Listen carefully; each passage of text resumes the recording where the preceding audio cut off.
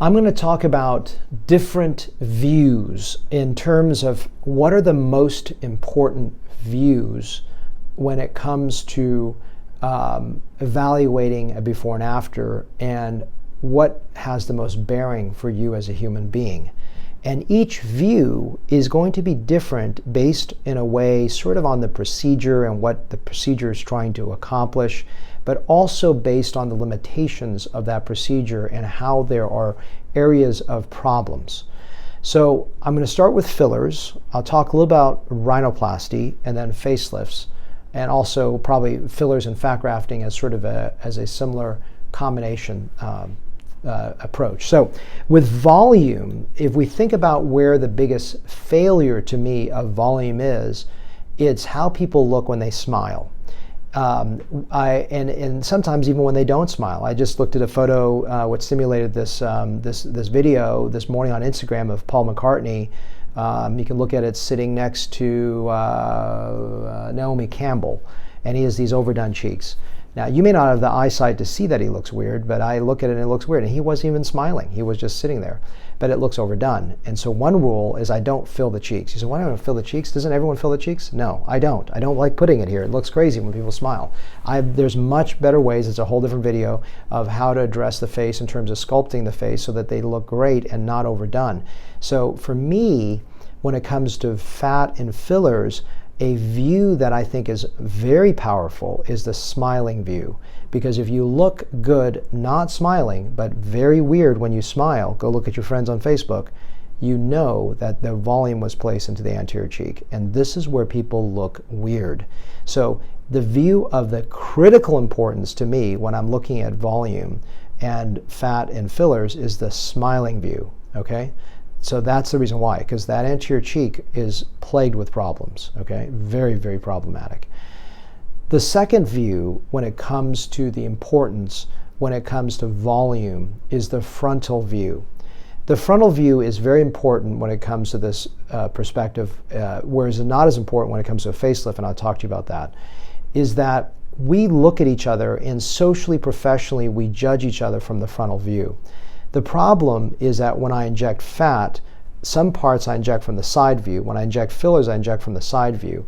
But I always come back to look at the frontal view, because example, one time I did this. I filled the jawline, got a really good jawline, and then when I stood in front of the patient, it looked overfilled. I'm like, oh, now I've learned a lesson. We've got to dissolve that and fix that. Because as injectors and surgeons, we are very focused on getting to the side of the patient to inject. Whenever I do that, I always come back and look at the frontal view, because the impact on the frontal view is the most important view you're going to get. It's how we see each other. It's how you see me in this video. It's how we relate to each other socially, professionally.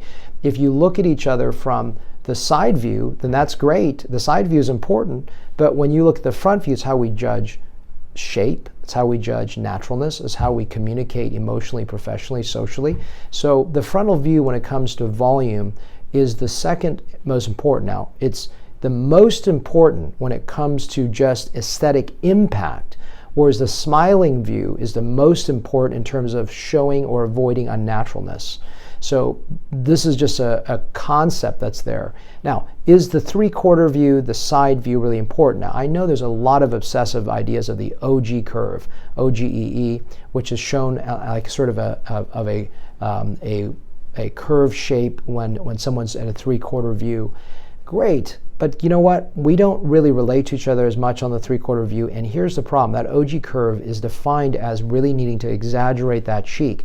As I just told you, it may look great on a three-quarter view, it may look horrid on a frontal smiling view, and guess where you lose? You lose if one of the most critical views, smiling, that means you never smile at someone, is a problem. Now, guess who's made that mistake? I have. I used to fill the anterior cheek. 10 years ago, I have some fat graft patients come back to me 10 years later. I go, oh my God, I don't like your cheeks. I've got to suction this out. And fortunately, it's been probably about a decade since I filled the anterior cheek. But I look at my old patients I've used to treat 15 years ago, and the one area that I don't like in my own work is that anterior cheek. So from that view, that frontal smiling view is critical for preserving naturalness. And the frontal non-smiling view is a critical zone to understand the attractiveness of what I'm trying to design when it comes to volume and filling. Let's talk about rhinoplasty. Rhinoplasty is one of those unique entities where all the angles are important, all of them. Frontal, side, 3/4, they all make differences. So, and the frontal view is underappreciated. In the very old days, 20 years ago when I started doing rhinoplasty, because you wanted the contrast of the nose to the background, I almost always focused on the side view. The side view can be very dramatic, especially smiling views and over-projected noses. But the frontal view is how we relate to each other. It's how we relate to each other, I mentioned, from the volume perspective. So, great example. On the side view, if they have a very broad tip and I angle the nose up a little bit, not a pig nose, but just an angled nose just to create a better side view, I have to look back at the frontal view, because of the frontal view, if they have a broad base nose and I elevate the tip, it can look like a pig. It can look too much nostril show, which is not good. So the front view beats and trumps the side view. The front view is something that we, as rhinoplasty surgeons, don't think about as much unless there's a big crooked nose. We think of the side view. I'm constantly looking at the side view, sitting next to the patient, looking at the angulation, if that's going to be right. But the frontal view is the victory view, because that's the view that we relate to, and that's a view that we underplay because it's skin on skin, and we don't think about it as much as the side view. All angles are important. The 3/4 view is important because an over-projected nose is very obvious on a 3/4 turning view. So when I look at a nose as I'm working on it, I look at all angles, but the front view wins. If I cannot decide, because when I do rhinoplasty, I make one move, I look, and I make a decision front to side, side to front, and I'm constantly looking at that, and that's the view that I have to let the frontal view win. Even if it compromises the profile view, the front view has to win, not the side view. The side view is very important, but the front view wins. And that's the way that I make my judgments as I'm deciding between difficult ones. Most times the front view wins and the side view wins simultaneously, and it's not a big controversy.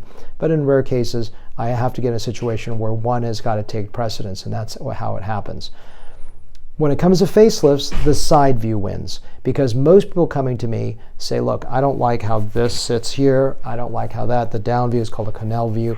I don't like how my profile view wins, that looks. And now, of course, the frontal view, if you see big banding here, the frontal view is critical. You see a joust in here, of course the frontal view is critical. 3/4 view, look wonderful when I can see the jawline. I can't see the posterior angle where I'm defining that. Listen to my video on the multi-vector facelift if you want to hear what vectors I choose and why. Why is it not just vertical? Why is it not just horizontal? What are the vector changes that are there?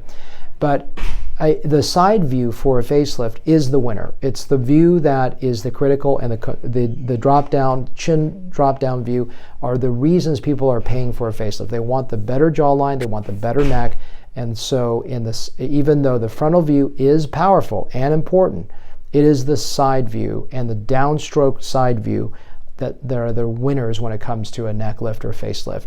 So these different angle views are meant to have you understand priorities in my mind and how I develop that, because I show all the angles when I do a before and afters, but I want you to understand what's in my head as I start to decide those things, and it helps you understand what are important areas and which are important views when you're interpreting before and after results.